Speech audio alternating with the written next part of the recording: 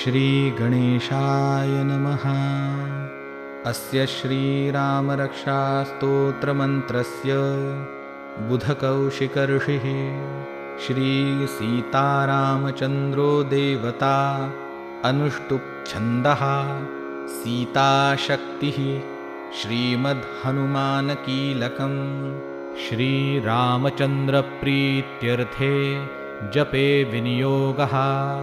अथ ध्यानं ध्यायेदाजानुबाहुं धृतशरधनुषं बद्धपद्मासनस्थं पीतं वासोवसानं नवकमलदलस्पर्धिनेत्रं प्रसन्नं वामाङ्कारूढसीतामुखकमलमिलल्लोचनं नीरदाभं नानालङ्कारदीप्तं